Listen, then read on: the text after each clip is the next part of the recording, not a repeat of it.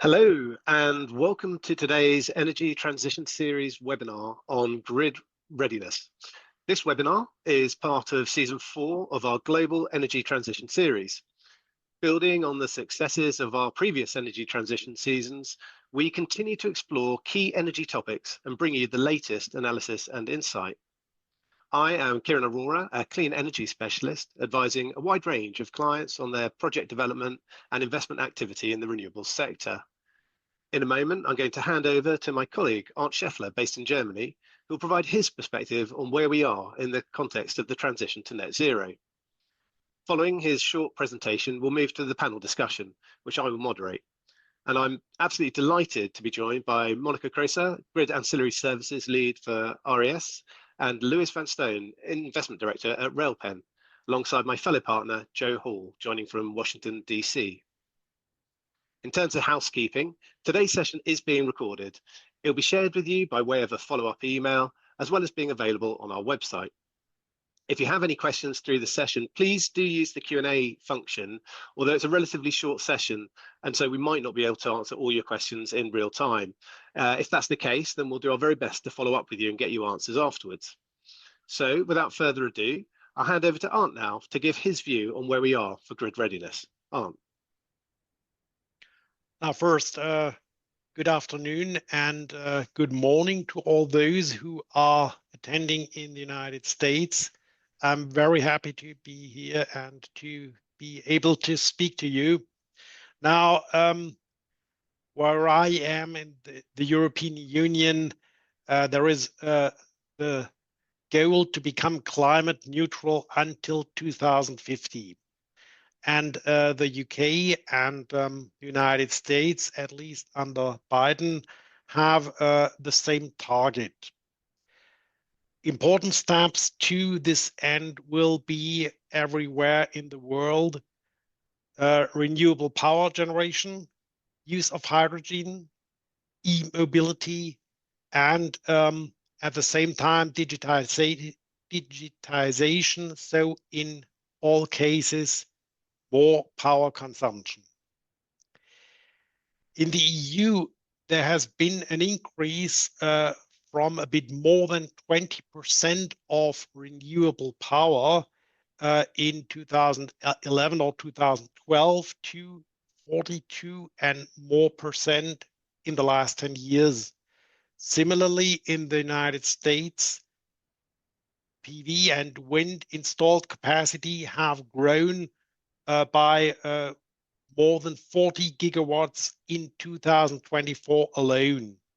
And in the United Kingdom, capacity for renewable power rose from 9.3 gigawatt to more than 60 gigawatt in 2024, now in the last 10 years. And meanwhile, more than half of the power in the UK is from renewables. In one way or the other, the renewable power must be fed into the grid and brought to the consumers. Power networks have become a bottleneck. Here in Germany, we have 4.2 billion of expenditure for ancillary services to the grid, namely redispatch, year per year. And at the same time, there is a long queue of renewable power projects which just cannot feed into the grid. The International Energy Agency estimates 3,000 gigawatts of renewable power in the grid. So against this background, grid expansion has become crucial. For the European Union, the Commission considers there will be or have to be 600 billion of investment until 2030. And in the United Kingdom, the number is 35 billion pounds for the transmission from 2026 to 2031. And for the United States, I've got the number of $3 trillion. Don't know how many digits that is. Now, the network must be enhanced, and it must also be used more efficiently. Some examples and challenges without claiming to be exhaustive. Here in Germany, we have built there are high voltage direct current power lines to be built from the north to the south. But they do not progress as they should and as intended. Permitting is a problem. Cost increases are too. What we also see is the use of microgrids to share a network connection between several renewable power plants. There are benefits, there are challenges. And last issue is, so to say, social or political acceptance of power lines. If they are buried in the earth, they are more easily acceptable, but they become far more expensive. Thank you. At this point, I'm now looking forward to the panel discussion. Thank you. That's great. Thank you for that. That sets the scene very nicely. So huge investments being made and more that can be made. And it's understandable what we see in the UK at the moment. National Grid have declared that we need the great grid upgrade to keep pace with that investment into renewables. So I'm joined now by Lewis, Monica, and Joe, as I mentioned at the top of the session. And Lewis, if I can turn to you first, please. You're an investment director at Railpen, who have got over 34 billion of assets under management, I understand. So I know you take your investment decisions extremely seriously. Just how important is grid when it comes to making a specific investment decision for you? Yeah, thank you. Yeah, absolutely crucial. It's ultimately access to market, to revenues, to counterparties that want to contract with you. I think it is that binary, single point of failure for operations. So, we look at all things grid and due diligence, outages, planned and unplanned, curtailment. I suppose the timing of the connections is critical. The cost of those connections equally critical. We're also looking at possible reform and the track record of the network operators. And all of those things are, I suppose, highly relevant to the challenges facing grid today.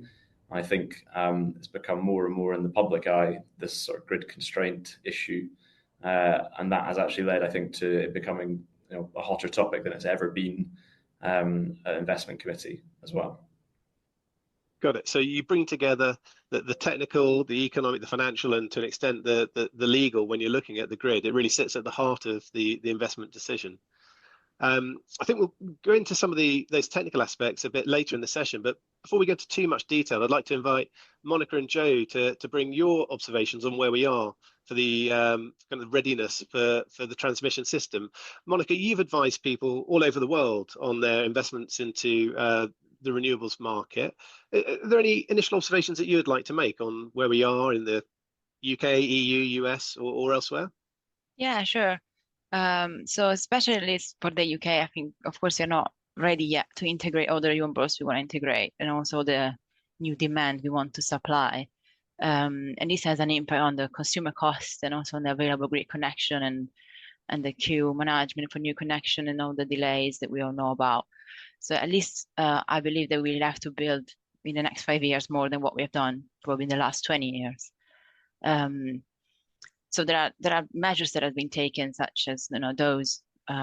We have the transmission acceleration action plans, for example, it is aiming in the right direction.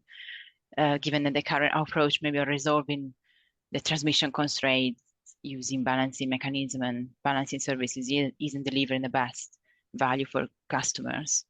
So I think there is a lot to do when we see this in the very high cost to consumers and the non-firm connections, flexible connections that we have to rely on to be able to connect new renewables instead of delaying connections for too long. So I think we all know there is a lot to do, but we are going in the right direction.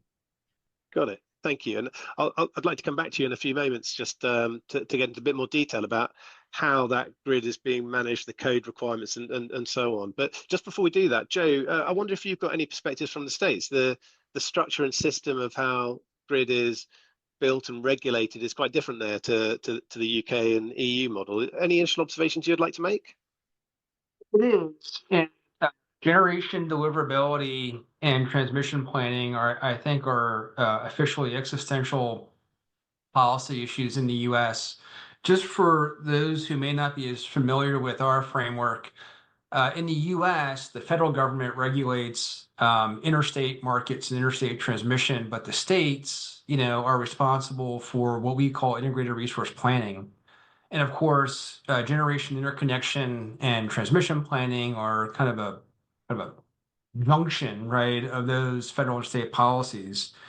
So, what we've been trying to do really for the last 20 years is figure out a process for the feds and the states can work together. We have organized markets and then traditional markets with investor-owned utilities with no kind of wholesale market structures, and basically figure out a way to get money to the grid, okay, while at the same time honoring state policies, not requiring other states to finance or subsidize their neighboring states' generation plans, whatever they may be, or integrated resource plans, while at the same time providing an equal playing ground for all different types of generation resources. And what we have found is that we are in desperate need for what you would call interstate highway systems for transmission, as well as additional infrastructure to actually get generators online. And what we've seen is with the different administrations, whether it's Trump or Biden, Trump or Bush or Obama, we seem to have a 4 to 8 year cycle, and we are really trying hard to figure out how we solve something that works for everybody. Okay, it's complex, and that relationship between the state and the federal level, I think, is a big differentiator between how systems are run in the UK and EU as compared to the States. Monica, if I could come back to you and try and go into a little bit more detail. There's clearly a huge challenge for system operators all over the world as they try and get their grid systems ready for the transition.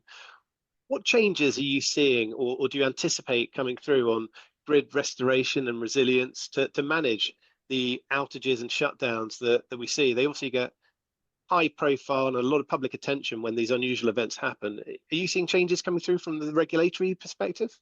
Yeah, so I think we're not expecting this increasing amount of generation coming maybe so quickly.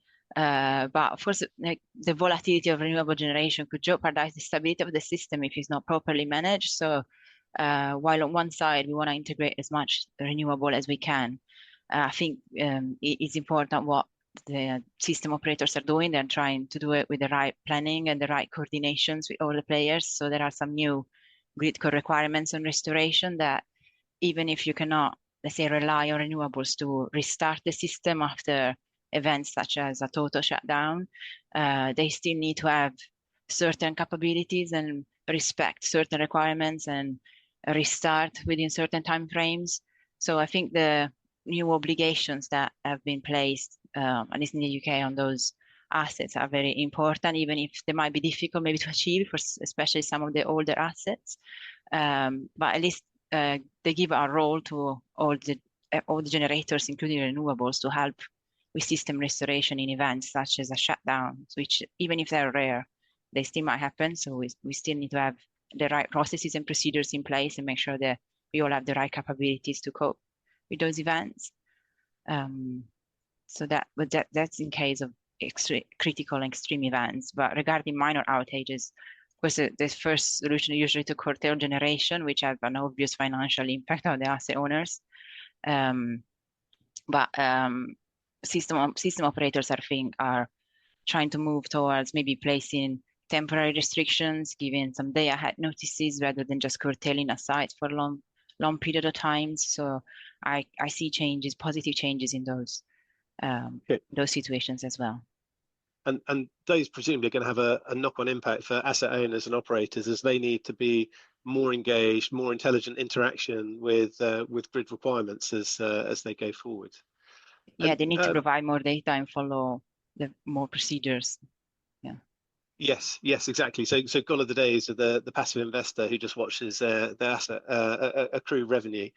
Joe, just wondering if that resonates with you. So often, energy markets, we look to the US as such a big market or series of markets, and maybe nowhere exemplifies that better than Texas, whether that's the old oil and gas industries or the huge take up in wind and solar that we've seen in recent years.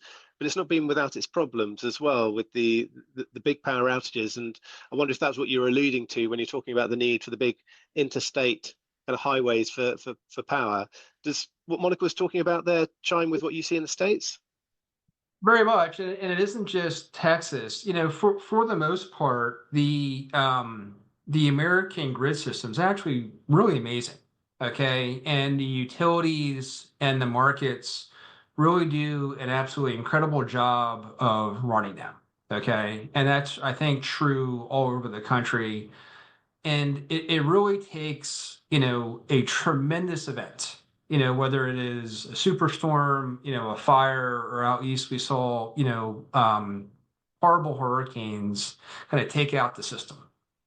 And I think there's an understanding that, there may need to be thinking about whether you plan for 100-year storm, 1,000-year storm, or a 10,000-year storm, and that's a probabilistic analysis that utilities engage in all over the world. I think again, going back to this juxtaposition between federal and state policy, where we are really struggling is who bears the cost or who bears the risk of the event.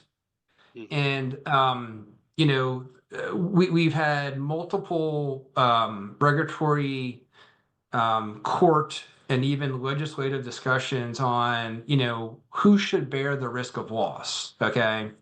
And when you start looking at the risk of loss, I mean, you start contemplating, it's like, well, was the planning done prudently? Okay. Are the replacement costs, prudently incurred?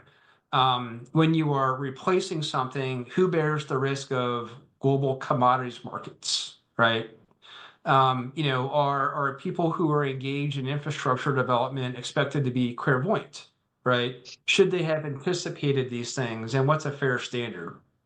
And I think because there's been so much change in the U.S. energy market, legislators, federal and state, the utilities, and even the entities that are running the markets are having, a very difficult time solving all those questions because they're big dollars. And, again, nobody wants to be responsible for billions of dollars, but unfortunately, or hundreds of billions of dollars, right? So unfortunately, there tends to be a lot of retrospective analysis of, how you actually bring the grid up after an event. And then from there, how do you plan it so that events like that don't occur? And again, back to where I started, there's more and more emphasis on more catastrophic event planning, which in turn triggers more costs. So it's a very difficult problem to solve for. And I suspect, we in the United States will be working on it for probably decades. Yeah. It's a very difficult problem to solve for, but those issues are pervasive. And there are three words that you just said there that really chime with me. And I'd be interested in, Lewis, your perspective on this. But the three words that really stood out for me were change, predictability, and fairness. Because as an investor, you're looking to understand the risk before you make your investment and to get some form of predictable return from it. And right now, we're going through a period of relatively rapid change in the UK in particular, with two of the biggest changes being the TMO4 Plus, so the grid queue management process that we're going through, and the debate around whether we should move to a locational pricing model. And Lewis, I just wondered, from your perspective, what do those changes mean to you? And if you're able to give us your views on where we are with locational pricing and the potential impacts of that, I'm sure our listeners would be really interested to hear your perspective as an investor in the assets. Absolutely. So I'll maybe focus on locational pricing in this instance. So I suppose, yeah, there's been lots of studies done by both the advocates and I suppose those that are against locational pricing. There seems to be a LinkedIn war going on the subject. But those studies, they all seem to show very different outcomes. Some of them show the same, but most of them have differences, either cost savings, costs, outcomes, I suppose, for consumers. I think from an investor perspective, the only certainty is that it creates uncertainty now and in the future. Talked about some of those aspects of grid earlier that ultimately go to that risk-return trade-off. And for an investor, certainly on our side, this locational pricing proposition, as it stands today, is an added risk. It's an unknown, creates a lot of uncertainty. And if you sit in an IC that does one of two things, it either makes something uninvestable because you haven't got that predictability or that known fairness that you talked about. You don't know the rules of the game, I suppose. I think the other best case is that it makes it a more protracted investment decision, a more complex one, and that adds some sort of return premium, which is ultimately bad for end consumer. I think other grids with that kind of zonal locational pricing aspect have had issues. So I'm not sure it's a silver bullet. They've had issues around liquidity within each zone. Can they give investors that hedge long term? Can the markets do that with different zones rather than a national market? But I guess the underlying thing is that we have goals around CP 2030, so Clean Power 2030. We have goals around grid security and reliability. Those require build out of both renewable generation, storage, other flexible generation, and will introducing, I guess, an uncertainty, a component like zonal pricing, detract from those? I think the answer is quite clearly it will. So you can only really have one of those two things. And if we want economic growth, I think we need to back the build out of renewables and giving the investors that are investing in those areas certainty. So I think there's a lot of sunk cost and time got into that issue, it will take some cutting through to achieve the goals around clean power and grid security that we're looking for. Thank you. That's super clear. A complex issue boiled down in just a minute or two. Thank you for that. And maybe Monica, if I could turn back to you. So putting aside the kind of the fairness of how we get power from where it's generated to where it's consumed, I'd like your views on kind of whether we've got sufficient grid flexibility just from a technical perspective, and if not, what system operators are doing to encourage the participation of renewable assets in that need for the flexibility of services. Yeah, sure. So I think system operators at both transmission distribution levels are doing a lot to encourage participation of all technology and to enhance the grid flexibilities.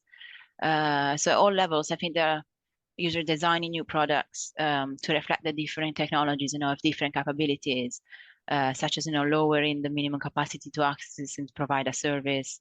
They've all have increased their investment in flexibility services, and I think some operators have significantly increased their investments in the last few years, because sending the required investment signals is very important to make the provision of these flexibility services more appealing. They are introducing the standards, at least the distribution level, so that all DSOs are aligning their procurement processes. And this simplifies the onboarding process and all those procedures. And I think they're procuring in more areas. And they're also regularly reviewing the requirement and processes. Like I've noticed that they do a lot of industry workshops and surveys, and they listen to the feedback from participants. So they actually do make changes based on the feedback received. So I think these markets are very active and increasing significantly, and they usually represent a good opportunities for additional revenues for all the assets that are eligible. And more on a transmission level, now DESNZ and Ofgem and NISO are expecting to produce like a joint, it's called low carbon flexibility roadmap in 2025 to outline all the flexibility measures that they want to put in place and how to achieve them. And they will include actions for all all operators and the other stakeholders. So I think that would be very relevant to increase the flexibility even more, also at transmission level. So I think a lot has been done already, but it's becoming more appealing in terms of additional revenues for all. Excellent. And it sounds like mainly using the carrot rather than the stick to encourage people to provide flexibility services rather than penalizing them for more poor behavior. But are you also seeing any design for new requirements on the owners and operators of renewable energy projects, whether they're generating or maybe battery storage assets? Are you seeing requirements as well as those incentives coming through? Yeah, so as I mentioned, that low carbon flexibility roadmap, it might come up with additional obligations on the different stakeholders rather than just optional services, because so far flexibility services are mainly optional. And I think that based on the benefits that they provide, they might even become mandatory at distribution level, similar to the balance mechanism at transmission level. And of course, this would require having the right control systems installed to enable sorter control capabilities, for example. So not all assets can be remotely controlled and in the right way. And I think that another aspect that might become mandatory would be to enhance the visibility of the system, so providing live data and information on the status and operation of the assets. I think that's very important, and so new obligations might be placed in those aspects. Yeah, that data and the democratization of access to that data, I think, is absolutely critical. Lewis, I'd be interested in your views as you hear about the new opportunities for flexibility services coming through and potentially some additional requirements on assets. How does that impact your view on assets that you may already have invested in, or your appetite to invest in further assets? So, often people are wary of change when they're making their investment decisions. What's your perspective on this? I suppose on the slightly more positive side, we try to future-proof our investments where possible. So making sure the technology is as up to date as it can be. Maybe looking forward to some of those services that might be needed in the future. Are we able to provide it? I think, where those are additional services, I think that's not so bad for existing investments, perhaps where they can still access those with a bit of retrospective investment. That's still a good thing. I think where there are requirements that lock out older assets, perhaps out of revenue streams that are replacing older ones, that can be a dangerous thing, I suppose, in terms of leaving one or two investors with some wounds, if you like, and again, maybe that adds to risk and pushes capital out of the market, which ultimately is a bad thing. But I think generally, we see, particularly for battery storage, we see more revenue opportunity in the future. We see a better understanding of the way these assets trade from market participants, and that should be a route to contracting more in the future, which would be positive. Brilliant. Thank you very much. I'm very conscious of time, so I'm just going to one final question to quickly go round my panel. I'd just like to know, what else, briefly, do you think could be done to encourage renewable energy deployment whilst keeping the grid safe? Joe, I'll start with you, and then Monica, and then Lewis to finish. Joe, any quick thoughts on that? Yeah, the conceptually more certainty relative to generation deliverability in all of its forms, federal, state, and then regulatory. And without that, particularly now in the US, we do have some strategic problems we need to solve. Okay, so certainty and sort out those big strategic issues. Monica, last thought from you?